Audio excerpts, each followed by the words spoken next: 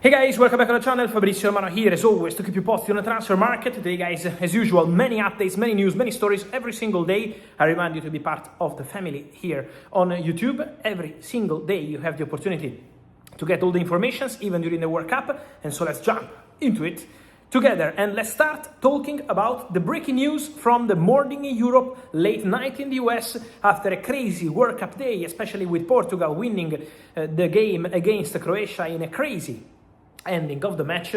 It's important to mention that the news is coming from Germany because it's over between Julian Nagelsmann and the German national team. The coach is out, game over. So after a terrible World Cup, Germany performed very bad in their group and then lost against Paraguay. Unacceptable for Germany, the general performances from this World Cup.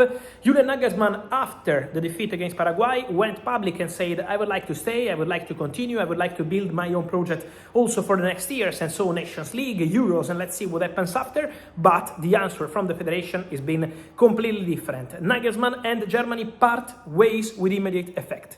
It's over, and for Julian Nagelsmann, unlucky timing, because let me tell you one thing. If Nagelsmann was going to be free on the manager's market this summer before the World Cup, probably today he was going to have a job in Premier League, because there were Premier League clubs really keen and interested in Julian Nagelsmann as ideal candidate for their job. But Nagelsmann was obviously busy with the German national team, didn't want to entertain any negotiations while he was busy to prepare the World Cup, and now the World Cup is over, and after a few weeks, Julian Nagelsmann is out. What's going to happen with the German national team? Remember the name I gave you? The day after the elimination of Germany, I told you, keep close eye to Jurgen Klopp, because Klopp would be open to returning to management, and Klopp is tempted by the German national team. Klopp would be open to that possibility. Now it's on the federation to present the project, to discuss with Klopp. He's busy with Red Bull Group, of course, so they need to have some time to fix everything eventually, but Jurgen Klopp is the top target for the German national team job. So a big story to follow, not just for Germans, but because to have Jurgen Klopp back in football, first of all, would be a fantastic news. Klopp, one of the biggest faces as a coach in the world of football, a fantastic character, a fantastic coach, always very positive, always playing fantastic football, a serial winner. So to have Klopp back would be fantastic. Then, let's follow the situation. Let's follow also the situation of the Hijack I was telling you last night, because today the deal is expected to get done. Manchester City are now closing in on the deal to sign Jeremy Monga from Leicester City, one of the most interesting young talents. I say young because this kid is 16 years old, but Manchester City are ready to pay up to £10 million to overtake Arsenal in the race for Jeremy Monga. Arsenal last night communicated to Leicester and to the agents of the player. He's a talented winger, a player with big potential. Arsenal were in very advanced talks, but then they communicated last night to the agents of the player again and to Leicester City that they are not going to proceed. They are not going to send a new bid. They were very close to signing Jeremy Monga, then the deal didn't happen, and now Manchester City expected to close the deal and sign one of the most interesting prospects in England, Jeremy Monga. Again, it's about the development. Man City presented the project to the boy and to his family and to his agents.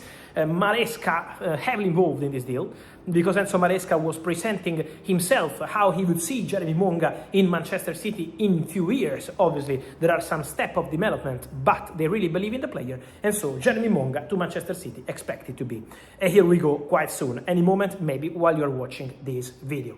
Another important story, guys, a very important story, let me say, is coming out of the French national team camp, because Bradley Barcola speaks in a press conference, and when he was asked about his future, what are you gonna do in this summer transfer window? Barcola says, I'm busy with the World Cup, I'm focused on the World Cup, after that, I don't know what's gonna happen. Guys, I tell you one thing, if a player wants to stay, if a player is sure he's gonna stay, a player is going to speak with the press conference, interview, whatever, and say, I'm staying. I'm staying at Paris Saint-Germain, we won everything for 2 years in a row, so no reason to leave. Barcola didn't say that. Barcola didn't say that because saying that Barcola is not for sale is not what I'm told. I did that in a video already in April, then in May, then in June, then 2 days ago. I told you, many people are saying Barcola is not leaving Paris Saint-Germain, is not for sale. My position is different. I feel that for Barcola there could be movement, and I always told you this. Now, to see the player opening doors to a different future, is obviously a point to this story. Now, to sign Barcola, you still need a lot of money. You still need to convince Paris Saint-Germain in terms of financials, but the player is hoping to live in Paris Saint-Germain. This is the reality.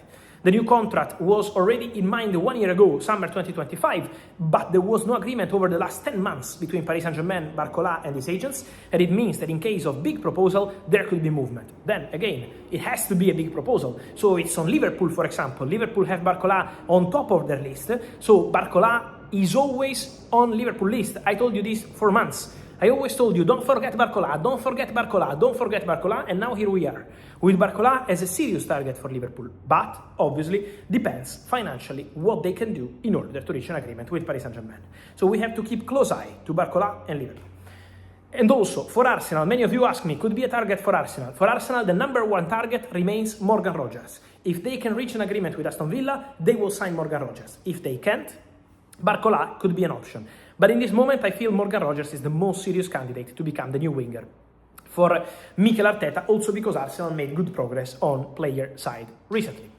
Then, two more things I wanted to mention, guys. One is about Cody Gakpo. Keep an eye on Tottenham for Cody Gakpo, because Tottenham have interest in the player. Then, I can tell you that Liverpool, as of today, beginning of July, are not opening doors to an exit. So at the moment, Liverpool are not telling Gakpo, okay, you can leave, are not telling Tottenham, okay, let's negotiate. This is not happening now. So at the moment, the door is closed from Liverpool.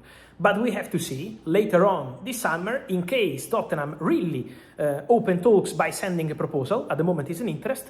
If they send a proposal, we have to see what's going to happen there. So it's a story to keep an eye on, eventually. It's not something guaranteed at this stage.